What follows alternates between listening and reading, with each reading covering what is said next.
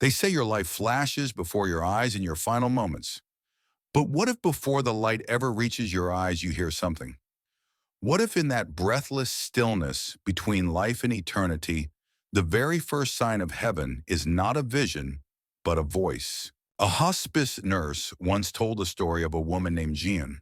She had been unconscious for hours, unresponsive with her breathing shallow. The family gathered around quietly. But then just minutes before she passed, Jean opened her eyes not wide just enough and whispered, "I hear him." Her daughter leaned in and asked who, Mom. Jean smiled faintly and said, "The voice I've always known." And then she was gone. It's easy to focus on the light, the glorious brightness we hear about in testimonies and movies.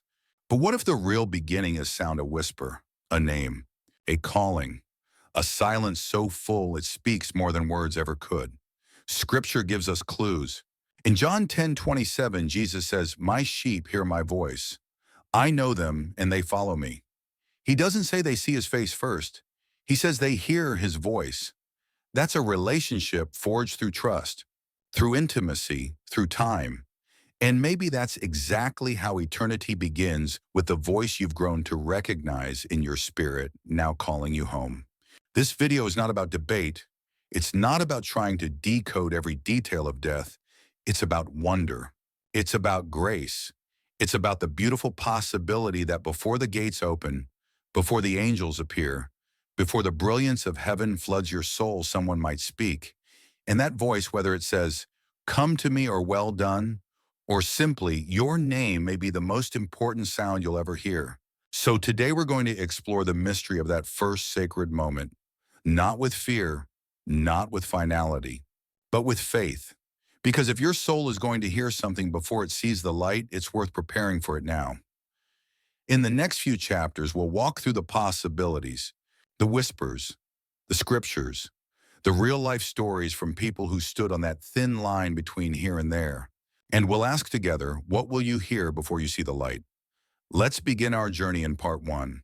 Part one, a sacred question.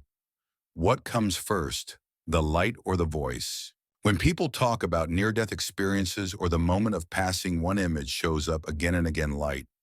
A bright tunnel, a radiant glow, a warmth that draws you in. Even those who don't claim religious faith describe this light as something more than physical. It's peace.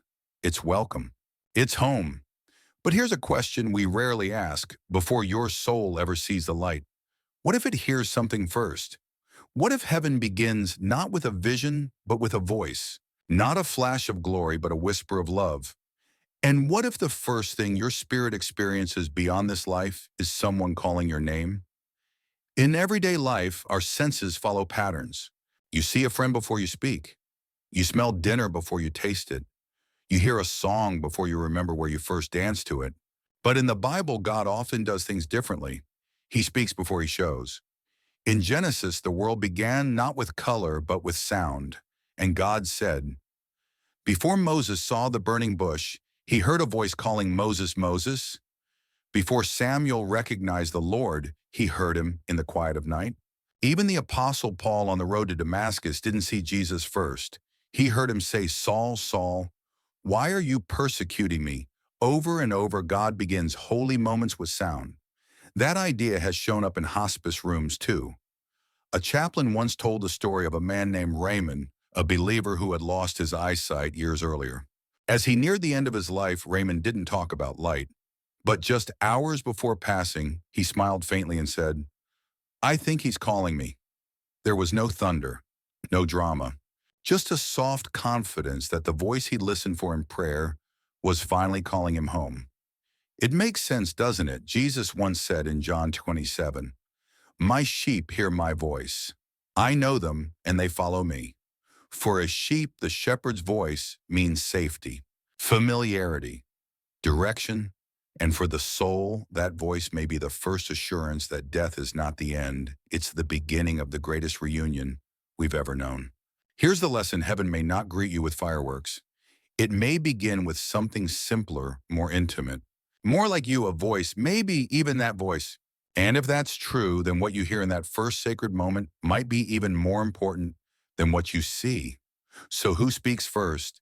Could it be Jesus himself? Let's step into that sacred possibility in part two. Part two, the shepherd's voice. Come to me or well done. When your soul stands at the edge of eternity, just one breath away from crossing into forever, what voice do you hope to hear? Not just any voice, but the one you've trusted in the silence, the one that called you when you were lost, comforted you, when you were weary and guided you through valleys deeper than words could describe. The voice of the shepherd. Jesus said something tender and powerful in John 10:27. My sheep hear my voice, I know them, and they follow me. Notice what he didn't say. He didn't say my sheep recognize my face. He said they hear my voice. That means your soul already knows the sound of the one who made you. It's not about how spiritual you are or how long you've believed. If you belong to him, you've heard him before, and you'll hear him again. And maybe it will be the first thing you hear when this life fades into the next. In Matthew 25:21, Jesus describes a scene where a faithful servant comes home not with fanfare, but with something far more personal, a voice saying, well done, good and faithful servant, enter into the joy of your Lord. That's intimate. It's not just a judgment, it's a welcome. And perhaps for many, those very words, well done, will be the first sound of heaven. There are stories that echo this hope. A woman named Darlene, who worked in hospice for nearly 15 years, once sat with a man named Bill. He was unconscious in his final hours, but just before he passed, he opened his eyes and whispered with a tear rolling down his cheek, I hear him. He's proud of me. Darlene wasn't sure what to make of it. There were no visible signs, no lights, no voices anyone else could hear. But Bill looked completely at peace, like he was already halfway home. There's something beautifully human about longing for affirmation at the end. We want to know our life mattered, that we weren't forgotten, that we were known and loved anyway.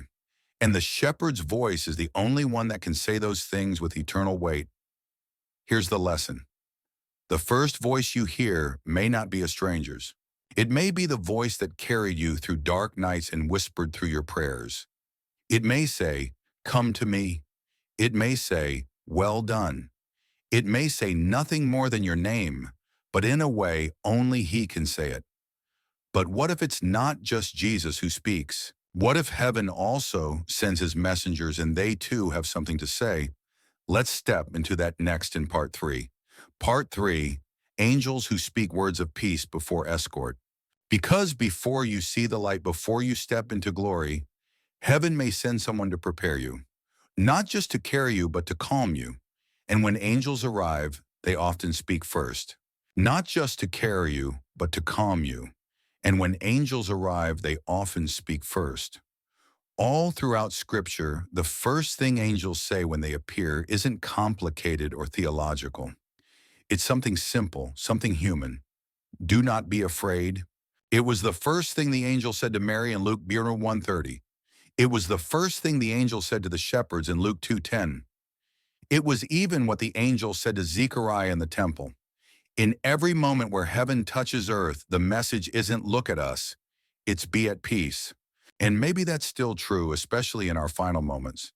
In Luke 16:22, Jesus tells a story of a poor man named Lazarus. The time came when the beggar died, and the angels carried him to Abraham's side. It's a beautiful image, angels carrying the soul. But what if they did more than lift him? What if before they carried him, they spoke to him? What if just before the veil lifted, one of them leaned in and whispered something like, it's time, you're safe, we've been waiting for you. One hospice nurse, Rachel, cared for a woman named Evelyn who had no family left and was slowly fading. For days she said very little. But one morning shortly before passing, Evelyn opened her eyes, looked toward the corner of the room and smiled. She said, they told me not to be afraid. They've come to take me home. No one else was in the room. Rachel hadn't spoken, but Evelyn had heard something that took away her fear just in time. We often think of angels as majestic, glowing beings, and maybe they are. But in the most sacred moments of life and death, they may come not to impress, but to escort, not to astonish, but to reassure. Their words may be few, but their presence says everything. You are not alone. Here's the lesson. When the time comes to leave this life, you may not be asked to find your own way. You may be guided. You may be greeted. And before you even see who's speaking, you may hear peace in their voice. Because heaven doesn't just meet you, it prepares you. But sometimes that voice doesn't come from heaven's host. Sometimes it sounds like someone you already know. Let's explore that beautiful mystery in part 4. Part 4, hearing familiar voices, a parent, a spouse, a child. The hope is that when they pass from this life to the next, they might be greeted not just by angels, not just by the Lord himself, but by someone they've loved and lost. A mother who rocked them to sleep, a spouse whose hand they held for a lifetime, a child taken far too soon. And sometimes, just sometimes, the first voice someone hears before seeing the light is one they already know. Scripture doesn't promise this directly, but it gives us reason to wonder. In 1 Corinthians 13:12, Paul writes, "Now I know in part, then I shall know fully even as I am fully known." The idea here is stunning.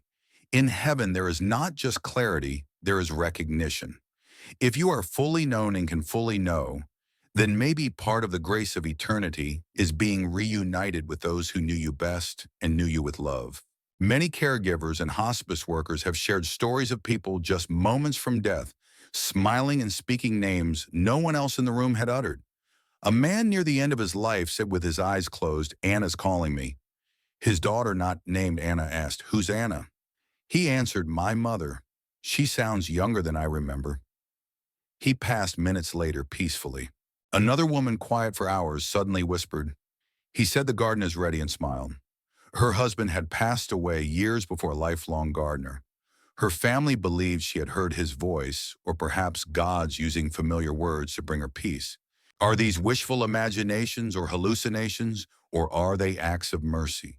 We may not fully know on this side of eternity, but consider this: God is not only the creator of the universe, he is the God of comfort.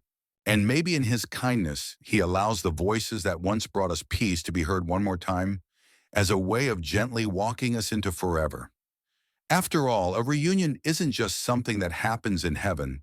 It may begin at the edge of it. Here's the lesson. The first voice you hear may not be the one you expect.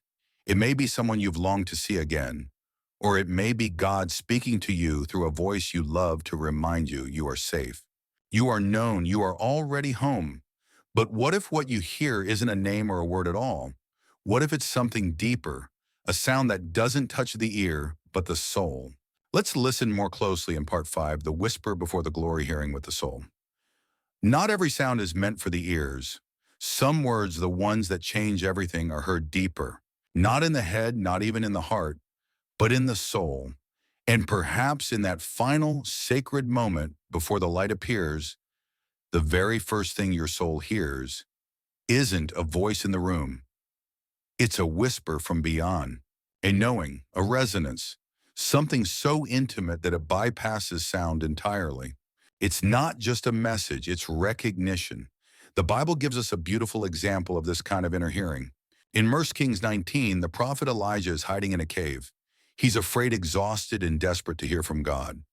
Then something strange happens. A mighty wind tears through the mountains, but God is not in the wind. An earthquake shakes the ground, but God is not in the earthquake.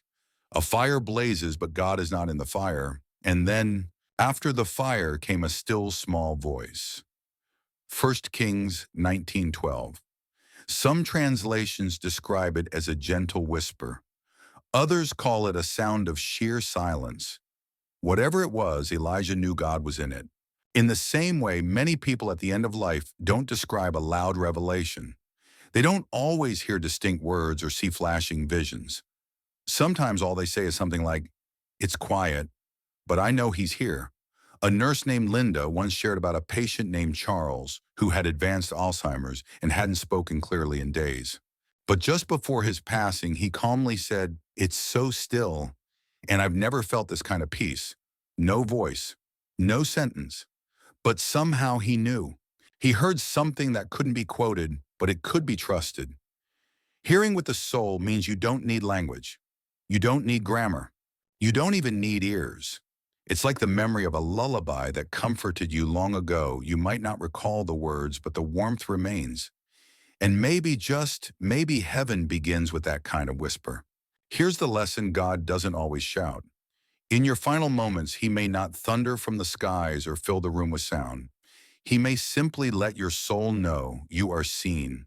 You are safe. It's time to come home. Not through sound waves, but through stillness.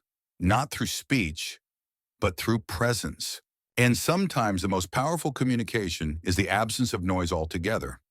Let's step into that sacred stillness in part 6, when the silence says everything. We often associate silence with absence. A quiet room can feel lonely. A lack of words can feel like something's missing. And in the moments before death, we might assume that if there's no voice, no whisper, no song, then maybe heaven is far away. But what if we're wrong? What if in your final breath the silence doesn't mean God is gone, but that he's closer than ever? The Bible doesn't shy away from silence. In fact, some of the most sacred moments in Scripture are wrapped in it. Psalm 46:10 says, "Be still and know that I am God." That verse doesn't say speak and know, it says be still. Because sometimes stillness is not a void, it's a presence too full for words. The book of Revelation even describes a moment in heaven when everything stops. There was silence in heaven for about half an hour. Revelation 8:1. Imagine that. Heaven, the place of praise and angels and glory, falls completely silent. Why? Because something holy is about to happen. Silence then can be sacred. It can be the sound of awe.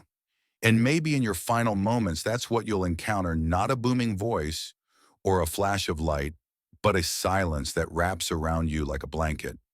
A silence that knows you, that honors you, that welcomes you. Hospice nurse Dana shared a story of a woman named June. In her final hours, June was surrounded by family, but she didn't speak. She hadn't for days. But just before she passed, the room felt different. The crying stopped. The noise outside faded. Time slowed. And in that moment of absolute stillness, June exhaled her last breath, not with a gasp, but with the softest smile. Donna said it felt like heaven was holding its breath. No one heard a voice, but somehow everyone felt the message. Silence speaks. It speaks peace. It speaks presence. It speaks you're not alone. Not all souls will hear audible words. Not every passing will come with whispers or names. But that doesn't mean nothing is being said. It might mean that the deepest truths are being communicated in the language that only the soul can understand: stillness. Here's the lesson. If there are no words in your final moment, don't worry. You may already be in the presence of a love that is too full to speak.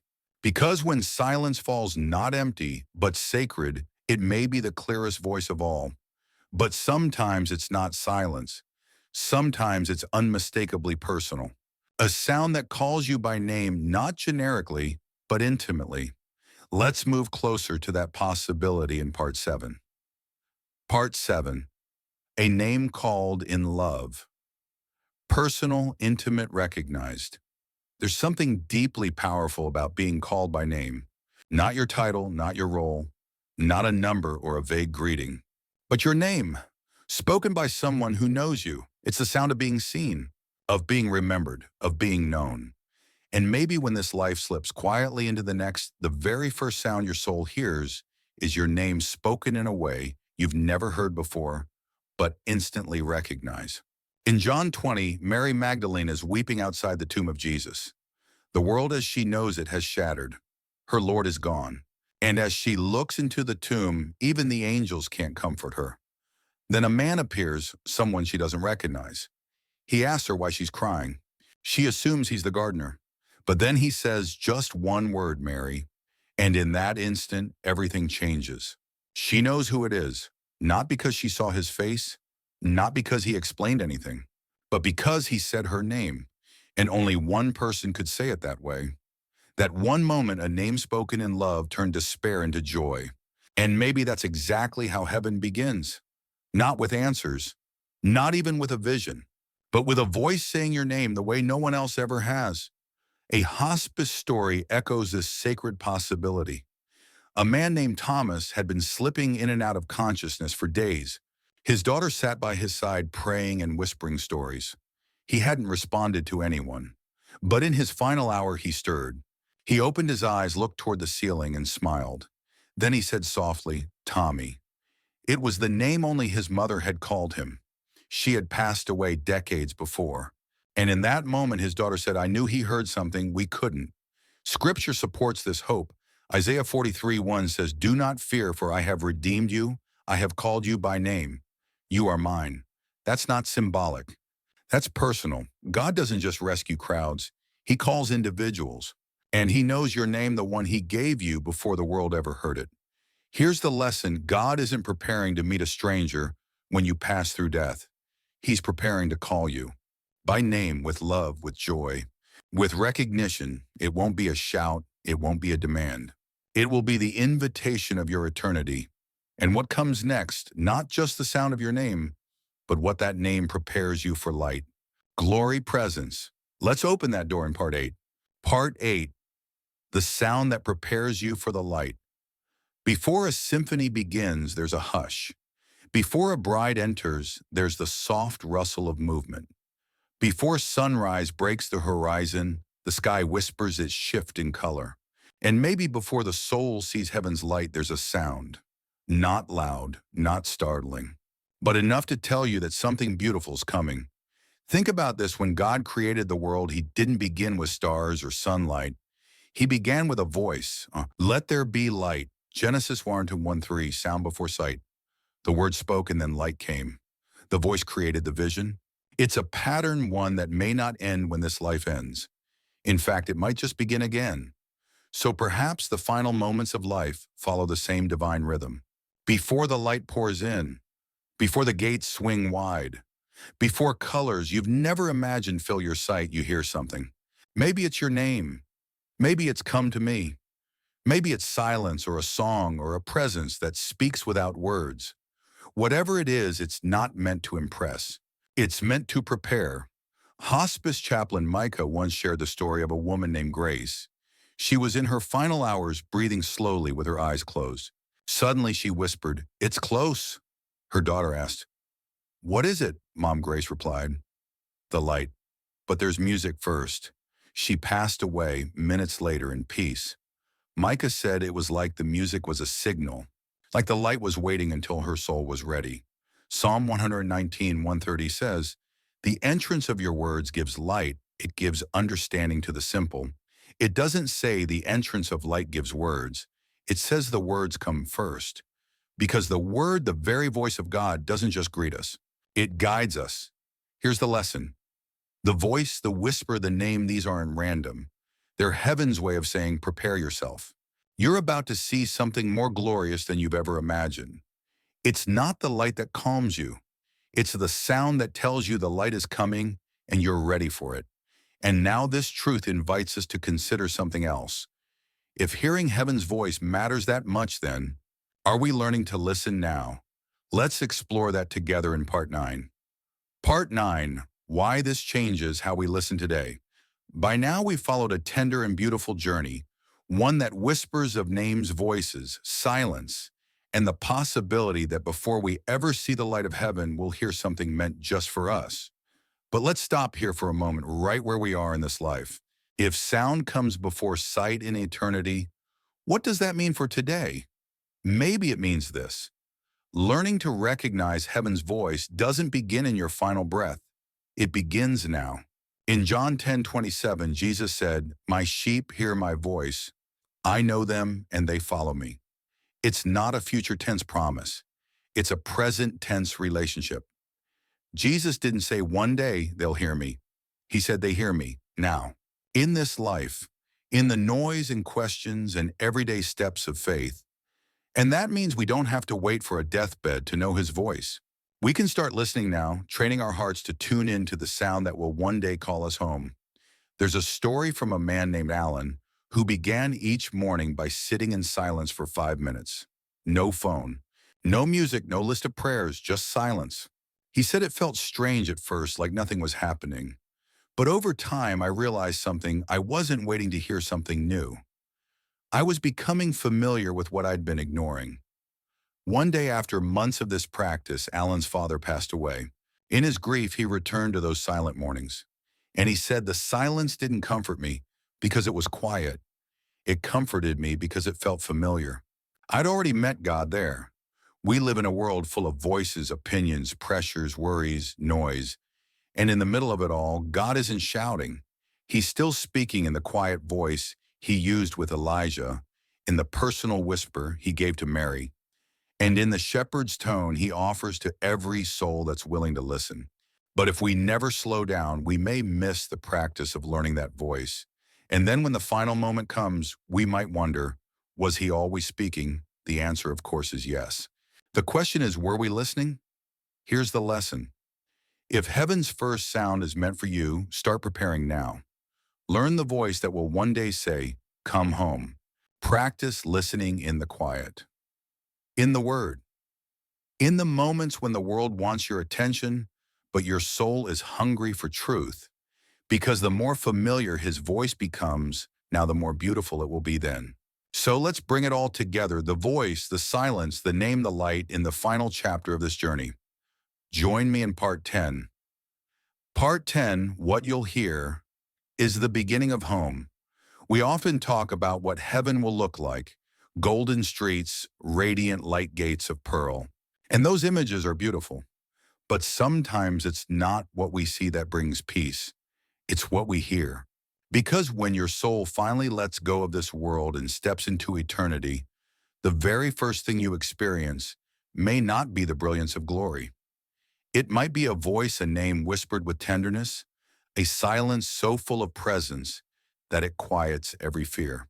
A sentence that wraps you like a blanket, well done, or simply, welcome home. You see, heaven doesn't rush. It receives. And the one who welcomes you isn't in a hurry. He's waited a lifetime. And when that moment comes, when time stops and eternity begins, the very first thing you'll realize is this. You're not lost. You're home.